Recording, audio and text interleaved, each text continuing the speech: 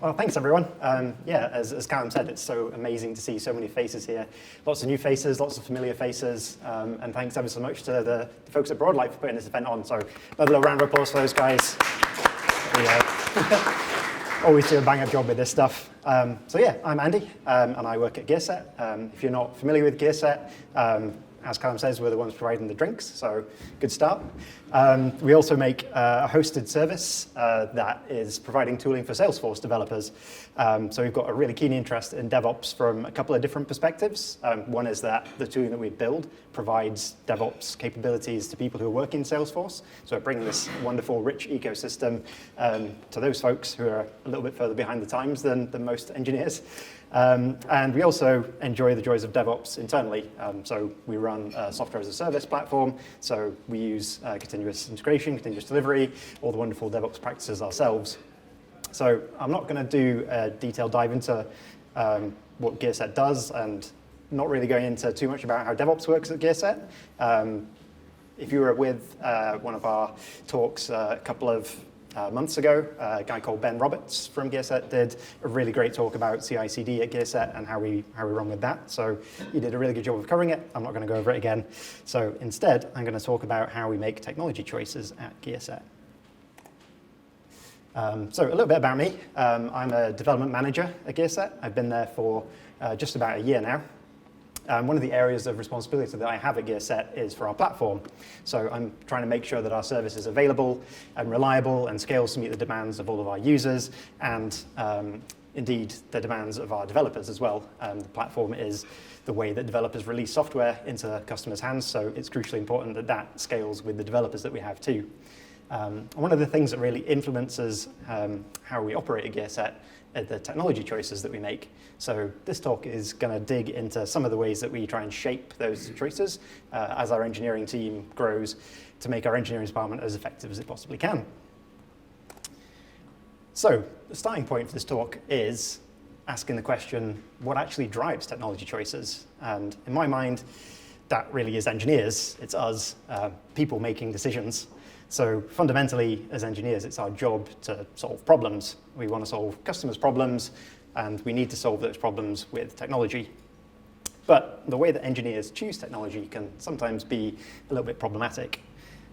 Now, my good friend and colleague Dave, sitting in the back there, sent me this meme the other day. And because every talk kind of needs to have a meme, I thought I'd pop it in so I could acknowledge him and all the help that he's provided in putting these slides together as well. If you're of a more cynical disposition, you might see that engineers making technology choices possibly could be a kind of CV-driven approach. You pick the tools that you really want to play with, and then at the expense of your current employee, you get to tinker with those tools, and then you move on to the employee that you really want to be with who actually uses those tools properly. It's cynical, but in my experience, I've got a slightly more innocent take on this stuff. Really, I think engineers just kind of love a round peg going in a round hole. It's very satisfying. But at the same time, we all have a little bit of magpie in us, I think, and we like to chase shiny things. So what that comes out as in practice is a fairly familiar story where if a new problem comes up that we want to solve for a customer, odds are we've just been reading about some cool new piece of tech and it purports to solve exactly that problem that just happened to come up on that day. And we look at it and go, you know what? I'm going to be able to solve this problem super quickly. I'm going to get this great initial velocity benefit from using that technology to solve it. And we'll get something in the hands of our customers. They'll be using it. And we justify that decision to use the technology because it's going to let us move quickly. So the question that engineers are tending to ask themselves in this situation is, what's the right tool for the job? And there's almost always a really good answer for this. So if you need to spread some butter, you can buy a butter spreader. If you want to peel a carrot, you can buy a carrot peeler. If you really, really, really need noodles made of courgettes, you can get a spiralizer. If you've got a pizza and you really want to cut it into evenly sized pieces and distribute it with one single tool, you can buy pizza scissors. I'm reliably informed that these are amazing, and I shouldn't be disparaging them, but if you've got a birthday party coming up and you really desperately need loads of tiny cubes of watermelon, there's a device for that. If you find that your fingers are too long, then you can buy a mandolin, and that will fix that problem for you. But the question, what's the right tool for the job, doesn't really take into account the ongoing cost of running that tool. So every new piece of technology that you introduce into your tech stack is going to bring in its own maintenance burden. And it comes out with this little formula of the cost of owning technology, that if you take the maintenance burden that you get from running it and subtract away the velocity that you get from actually employing that technology to solve a problem, then you'll end up with either a positive or negative cost on the left. And if your cost is negative, because your velocity increase outweighs the maintenance burden, then you're in a pretty good position. You'll have a bit of room for maneuver, you'll have some agility, some ability to pivot. It means you can really spend your time on solving customers' problems rather than dealing with your tech stack. But if you're on the other side of that equation and your cost is coming out positive, then that kind of manifests as an anchor. It's something that's going to weigh you down, form of overhead, loss of agility in your ability to operate. And the kicker is that maintenance burden figure is often way larger than anyone really expects when they actually make the technology choices. So I'm bringing our familiar story to its gripping conclusion, which is often that there actually isn't a conclusion. You discover all the hidden costs of the tool, and then you end up bearing those costs for the entire lifetime of the tool that you're using. You've got to take time to learn the best practices of the tool. You've got to dig deep into the internals of it to fix any unexpected issues that crop up. You've got to set up monitoring and alerting. You've got to gain experience debugging issues in production, which is no mean feat. You've got to keep your developer experience smooth. You've got to evangelize that tool internally, making sure that you've driven the right level of adoption for it, upgrades, rollbacks, partitioning data by tenant within that tool, compliance requirements, if you're doing a SOC 2 audit, it just goes on and on and on. And because this is a DevOps meetup, I probably don't need to tell you that there's a particular team within your organization that ends up bearing the brunt of that maintenance burden, and that's usually the people who are ops focused. Even if you've got a true DevOps culture in your organization, you're still going to have some engineers who are more on the operations side and some who are more on the development side, and that pool of operations engineers is usually a bit smaller. And it, I think I went one too far. Every technology that you introduce adds an additional maintenance burden, but as you proliferate your technologies, the velocity increase that you get from each of those technologies tends to diminish, probably because it applies to a smaller number of people in your organization, but the maintenance burden for them all tends to remain about the same, so your ops becomes more and more of a grimace. So what can we actually do to kind of influence these technology choices and steer them in a kind of more sustainable direction? Well, no talk would be complete without a hierarchy diagram, so here's mine. The starting point for me for influencing technology choices has to come from your company's values.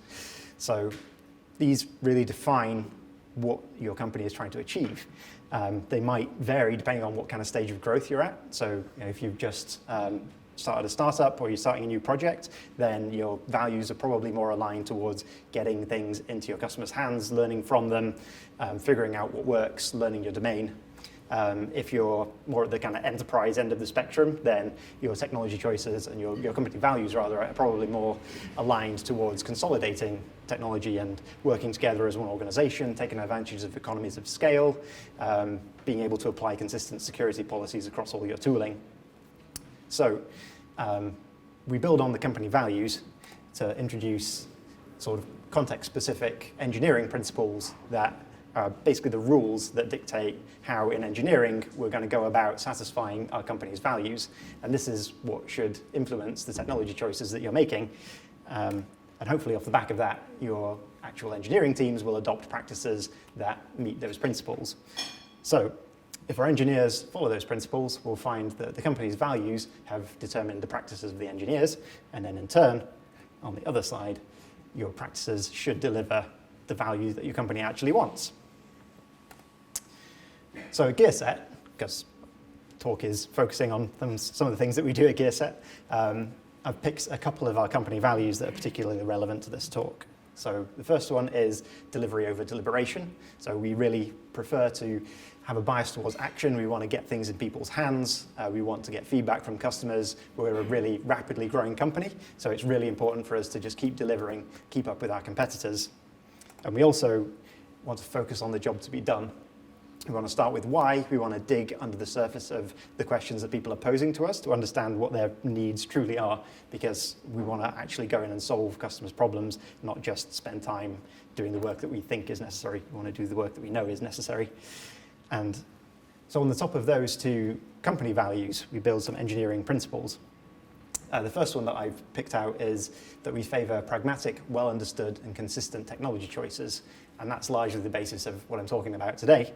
Another relevant one that comes up as part of this is that we identify the compromises that we're making. We know when we're making trade-offs, and we make very conscious decisions in that regard. I just wanted to call out as well a couple of the influences for our values and our principles, and for this talk as well. The Lean Startup and Choose Boring Technology talk by Dan McKinley are both really excellent reads if you get time to go and look at them. Both of them ultimately encourage us not to spend energy on the things that don't directly contribute to our near-term objectives. And I'm sure you'll see that reflected throughout the rest of this talk.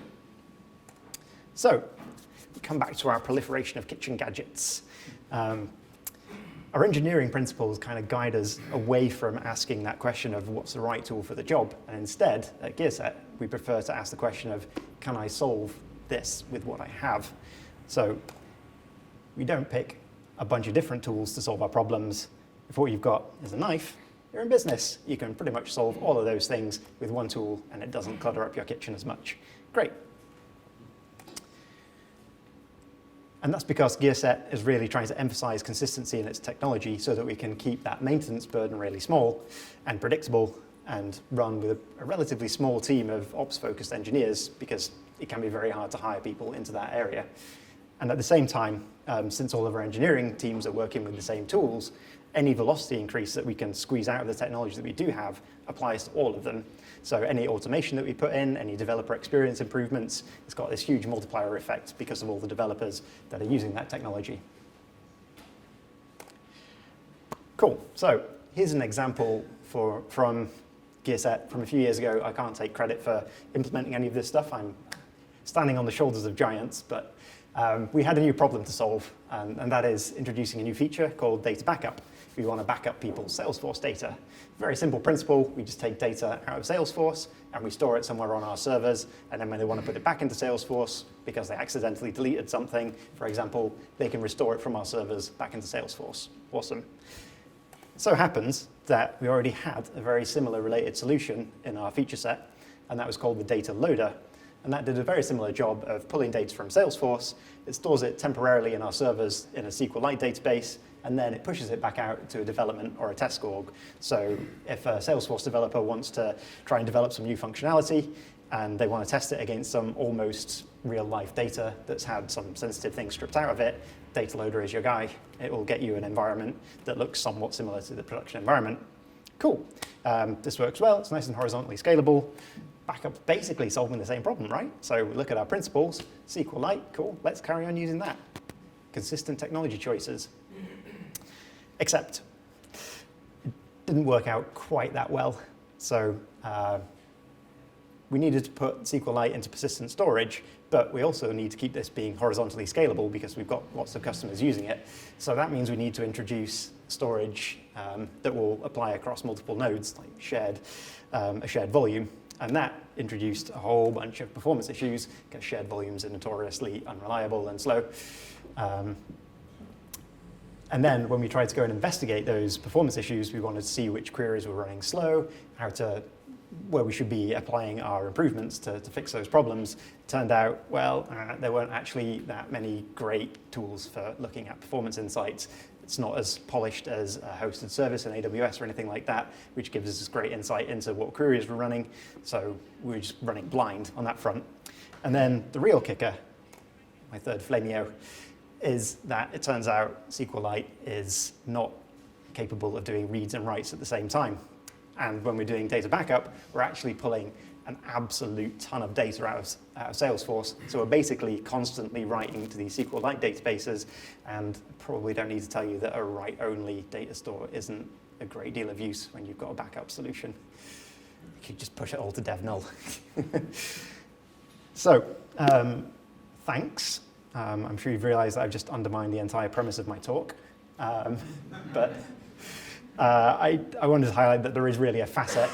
We say consistent and pragmatic technology choices, but really you should avoid picking the wrong tool for the job, and SQLite was the wrong tool for the job in reality.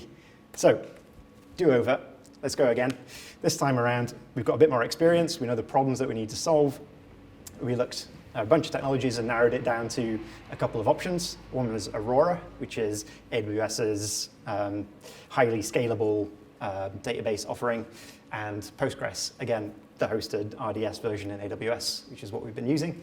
And we're trying to choose which of these two technologies to use. And on the surface, Aurora seems like the thing to go to. It scales up to like 128 terabytes of storage. It allows mass parallel operations on it.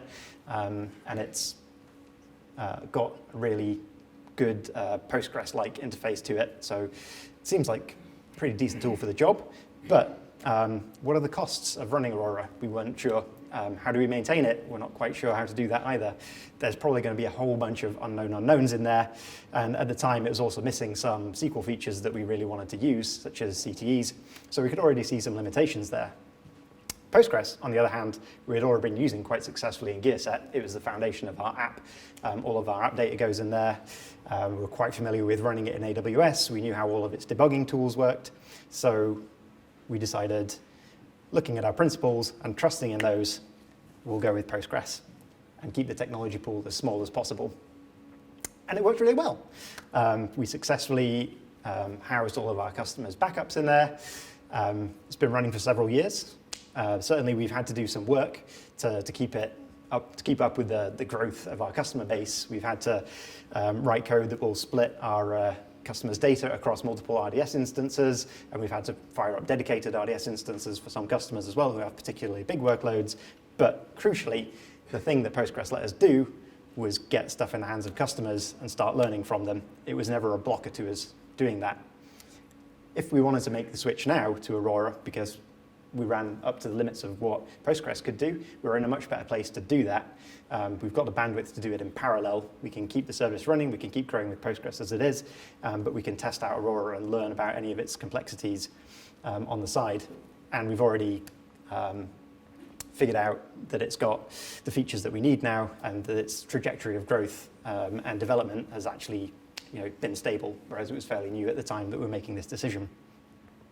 The overall development cost here of using Postgres and switching to Aurora might be larger, but at no point has this ever blocked us from making progress and bringing customers on board. Because what we're really trying to do is encourage people to have mastery of our tools. And it takes a lot of time and effort to make your way along this curve from the top left to the bottom right.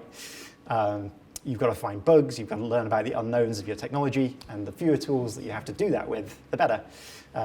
You also have to try really, really hard to get through this little phase in the middle here where panic usually sets in, and you started using a tool and discovering all sorts of bugs and it's not doing what you want. Throw it all out the window, let's start again, let's pick something else. The grass is way greener on the other side, despite all the rabbit holes that are over there. So if you've got fewer technologies that you're working with, it's much easier to kind of power through that panic phase. You know you've committed to this piece of tech, you're gonna make it work, you've got very sound reasons for choosing it, and eventually you'll level out and enter this little phase at the bottom of mastery, where your tools are giving you all sorts of benefits without generating vast amounts of unplanned work for you. So how far can we take this? Specifically the question of, can I solve this with what I have? So as it turns out, there's quite a lot of runway here, and assuming you made some pragmatic early technology choices, you might be surprised at how far you can get with them. So I'm going to run with Postgres, which was one of our first technology choices at Gearset, and see how far we can take that. First up, most apps want to reach for a distributed cache at some point, and Gearset was no different. We actually did adopt Redis. Yeah, I didn't actually label this. This is Redis. We actually did adopt Redis for caching. So being mindful of the fact that introducing a new technology is going to introduce more of a maintenance burden, we did actually go and use Redis's hosted version. You'd think Redis hosting their own version of their own software would be quite reliable. Turned out not so much. And That causes all sorts of problems with customers. We'd have the cache wasn't quite matching up with wasn't synchronizing with the source of truth on our back end. And so, yeah, all sorts of problems cropped up off the back of that, mostly through to things crashing and restarting in their production servers. So we thought we'll bring this technology in-house, but rather than just going and redeploying Redis in our own infrastructure, we went back to our principals and said, can we solve this with the technology that we already have, i.e. Postgres? And as it turns out, Postgres can do a really good job of replicating what Redis does. You can use an unlogged table, and that means it doesn't automatically persist everything that you write to it to disk, so that you can write much faster to it. You can also have arbitrary JSON data types, so it gets that key value store kind of thing, and you can use stored procedures to automatically drop stuff after a period of time, just like you can in Redis. So we did that. In fact, we managed to do that by keeping the interface in our code exactly the same. So unless you were working on the actual project to switch from Redis to Postgres, you didn't even know that that had happened, and we've never had a problem with it since. So, hooray. Use Postgres. If you need a data warehouse, then maybe you're going to reach for Snowflake, one of the darlings of the modern data stack. But again, we managed to get by with Postgres for the last 7 years or so. We just funnel all of our analytics data into a big old Postgres database. It's racking up a few terabytes of data in there now, and we've got a few cron jobs that run every hour, process that data, put some of the processed information into Salesforce so that our customer success team can go and look at that and understand how our customers are using the product. That's worked pretty well for us. If you need a message queue, then you might reach for something like RabbitMQ or Kafka. You need that real-time ordered queue of messages ordered by topic. But once again, Postgres can also solve that for you too. And at Gearset, we use Postgres to do checking asynchronous operations in Salesforce. So we'll tell Salesforce to go and do something, and then every now and then we'll come back and poll it to see if it's finished what it was doing. So we use a table in Postgres effectively as a to-do list. So the consumers can read the next row from that table that hasn't already been picked up by another consumer by using this skip locked option in Postgres. And again, that's worked really well for us. We haven't needed to adopt a message queue for that particular capability. And if you think you need a document store, you might go and reach for CouchDB or Mongo or something. But again, Postgres can handle this. With a JSON-B column type, you can store JSON documents in there. You can search them, you can index them, and then when you realize that life is much easier when you've actually got a schema definition, you've got Postgres. It's there. You can use it.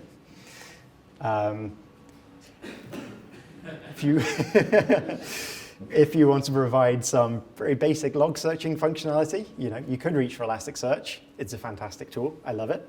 But from experience, it does require a significant investment to get it to deploy and maintain properly. You can do all sorts of stuff with it if you do need the power of Elasticsearch. But if you've got a fairly simple use case of just searching logs or something, well, you can use Postgres to do that as well.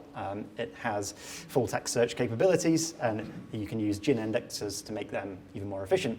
So, of course, there is a limit to all of that, but you're starting to see the picture. If you need a time series database, you can adopt a 20-sided die to do that for you, or you can use Postgres with a timescale extension.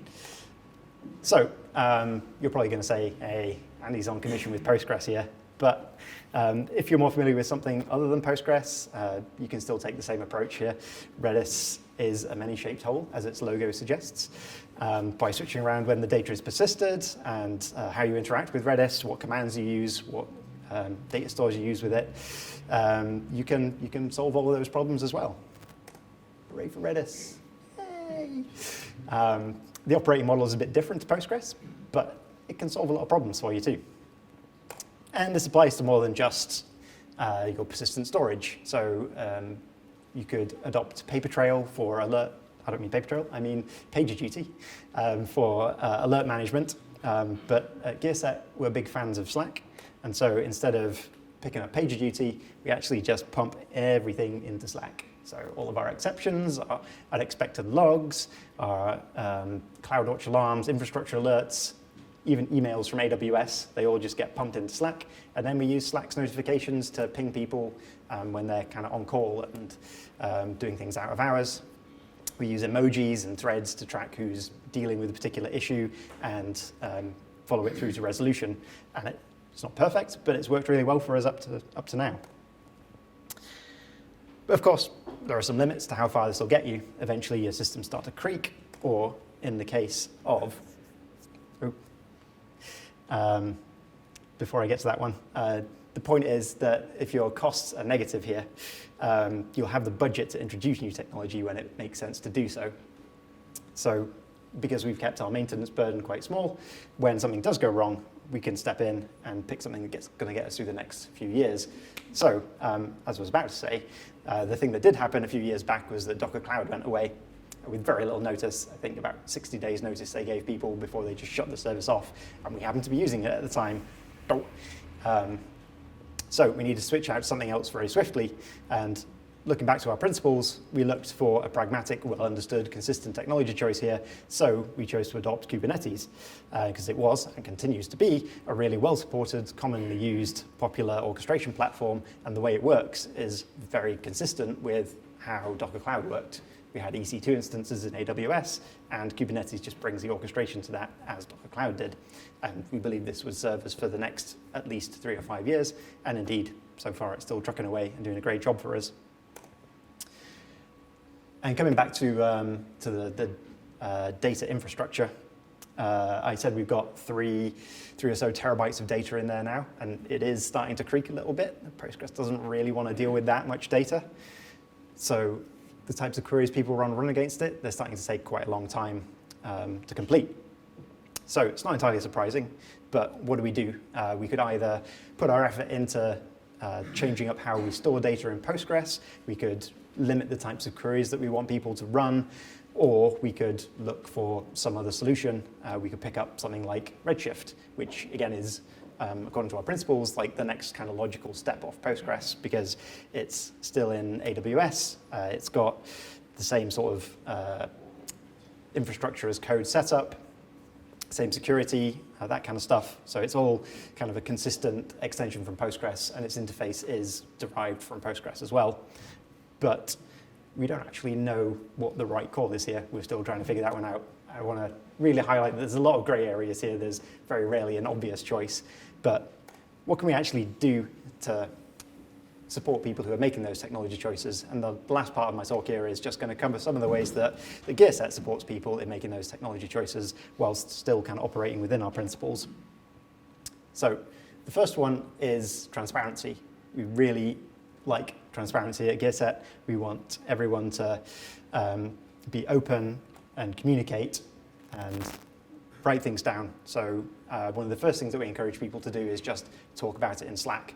If you've got a new problem to solve, have a conversation about it, let people bring in feedback and suggestions, and this has a really great effect of limiting the formation of silos within the organization, because as long as people get to have a say in what's going on, it doesn't matter as much if the technology choice or decision that they wanted isn't made. As long as they understand the rationale behind that decision and they got a say in it, they're much more likely to be on board with whatever happens afterwards. We've also recently introduced this concept of architecture decision records, which allow us to document significant design decisions. So if you're not familiar with them, they've got a few different parts. So the context is kind of describing the problem that you're trying to solve, and then you look at all the alternatives that you considered when you're trying to figure out what solution to go with. You document what decision you actually made in the end, which direction you went in, and what the kind of consequences, what the trade-offs of that were. Again, a callback to that principle that I showed at the start of being conscious about making decisions and documenting the trade-offs. So this is really good for a couple of reasons. First is when you're trying to decide to pick up a new technology, it forces you to write it down and really understand what you're doing and think about the job to be done, because just writing things down makes you do that. And the second thing is if you're trying to replace a bit of technology or move on from something that's already there, you can go back and look at what people were thinking at the time when they made that decision. What was the kind of context? What were the limitations that they were working with at the time? So if we went back to the Aurora example, then we might have written down, well, it didn't have these particular SQL features, so that's why we chose not to go with that technology.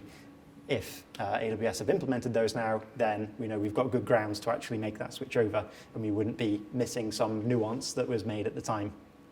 So the third thing that I would bring up is expertise and training. So another thing that we try and do at Gearset is give people a lot of space to learn about the tools that we do use. So we've got really solid onboarding processes for our new engineers, and we also have individual learning and development budgets for people to spend as they want.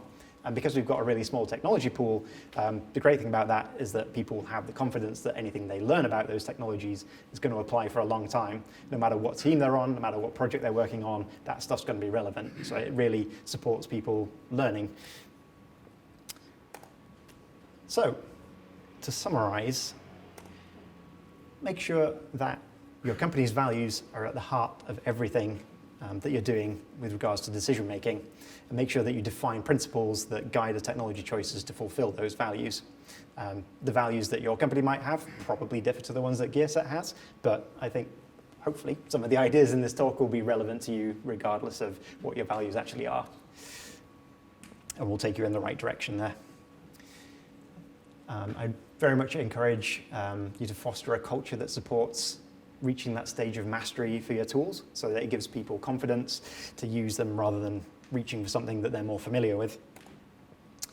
And be transparent about why you're planning to use a particular piece of technology to solve a problem. Back up those decisions with documentation as well.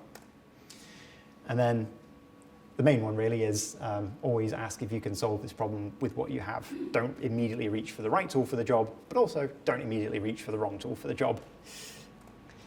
Because at the end of the day, your technology, it's a bit like your family, really. You probably spend a lot of time with it, maybe almost as much time as you spend with your real family. You get to learn the foibles of your technology, the nuances, the quirks. You know the grandma Postgres, well, she really loves to have a clean house, but sometimes she forgets to do her own vacuuming, so she really appreciates it when you go over and do the vacuuming for her. Cousin Kubernetes can be quite a lot at first, but when you get to know him, you actually realize he's pretty damn smart, you know? He's onto something. He's a really reliable guy. You grow quite fond of him. So it's a big deal. If you want to introduce a new member into your family, it can be quite awkward if they don't quite gel with everyone else in your family. You don't really want to have that Christmas dinner with everyone sat around the table arguing. It's not so good. So when that shiny new piece of technology walks by, maybe just quiet down the magpie inside of you and don't chase after it. Just remind yourself that you love that. No, my punchline. My punchline. The battery is gone. So sad. Love the tech you're with.